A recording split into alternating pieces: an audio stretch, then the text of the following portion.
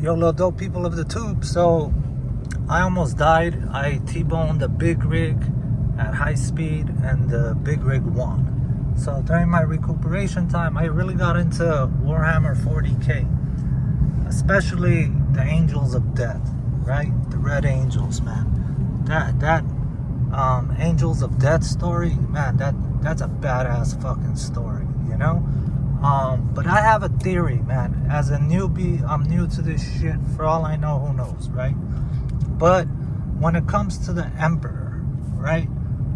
The Corpse Emperor at the moment. So it says that Sanguinius, you know, he fought off Horus, you know, and he wounded Horus enough where then the Emperor could win Horus and disappear his fucking everything to never come back again, right?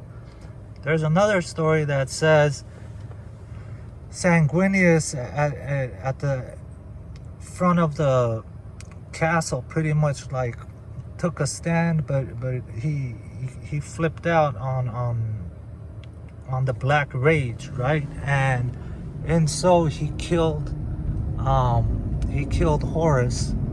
Sorry, that was a weird street. So he kills Horus, but in doing so, once he kills Horus, he accidentally severely injures the Emperor, of which then kills him and then wipes everybody's memories and all that, so that no one thinks Sanguinius accidentally technically killed the Emperor, right?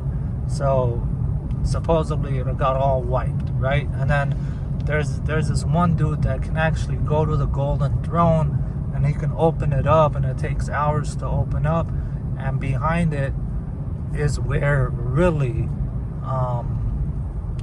the Emperor's body is at, right? Of which made me think this, man. Like the Emperor that came out of the void, took over everything, right? He supposedly took magic from the chaos and whatever, but then he backstabbed them, kept the powers, said fuck you, I'm no part of this, and kept the powers though, right? Meaning no one else could really do that. Everyone else falls victim to it, but he took this power and he became the Emperor and whatnot. Now I find it weird that in the last battle the Emperor doesn't really fight. He doesn't really put up any thing other than whatever we know happens with Horus, Sanguinius, and him directly, right? And this makes me think, man, because there's you know how Horus and Sanguinius, they're like generals. I forgot what the term is, when the Emperor created them, right? But there's lost versions of them. Like there isn't like just 13 of them or 20 of them. There's something like 22 of them or something, right? Maybe even more. I'm guessing, my assumption is, or my theory is that the Emperor had one of them be in his place, knowing he would most likely die. And the reason why was because the Emperor was nowhere near.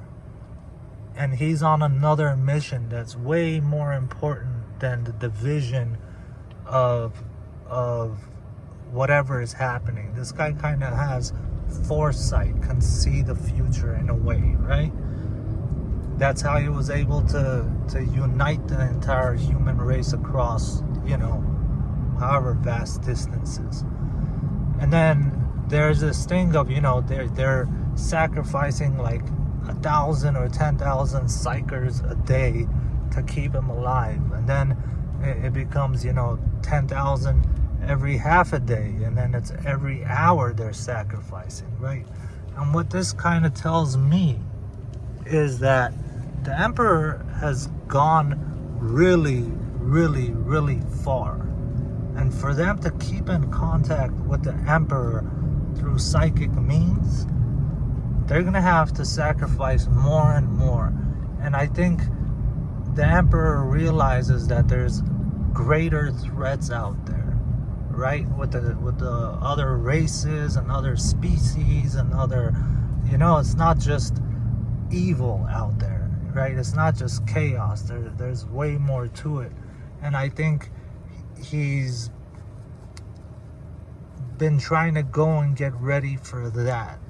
At the same time, leaving his sons to see if they can be trusted in a certain way, right? Like if you follow the mainstream view of Sanguinius, he's like, they say he's like the story of Jesus, which I don't really see that, but I see him more like one of God's angels, like Michael or something. You know, he's more of that. I see the more Jesus story in the Emperor than in Sanguinius. Maybe I don't know it that well to you know, say for certain. But I've been really on that shit, and that's a theory I've had, that the Emperor is not dead. He's not a corpse emperor. He's not sitting on a throne. You know, I mean, technically the Emperor could have bested all his sons at the same time, technically, right? This guy was a one-man army, technically. And yet, he didn't even want to get out of his seat to go and have combat. Sanguinius had to hold the line so that only after wounding Horus, he comes out.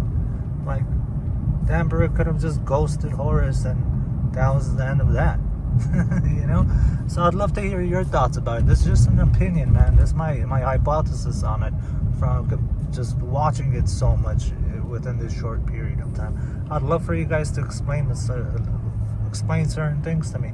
One thing I really want to know is, why do the blood angels always carry a vial of blood with them? What's up with that? Is it like to drink? Is it a meditation tool? What's up with the vial of blood in dude's hand? You know, especially in the Angels of Death episodes, like I think Kazarian or something like that. That dude fucking, he always had it. The dude that had the black shield, you know. I'd love for you guys to tell me about that, but what you guys think about the theory I had on the Emperor not being dead at all, but being completely fucking healthy, and he's on another mission, much greater, right? Like, he'll come back when the time is necessary, you know. But there's some other shit out there. He's just getting ready to fuck things up, you know. Well, you guys have a nice day. Love to hear what you guys think about that. Solo Yolo Bolo, deuces.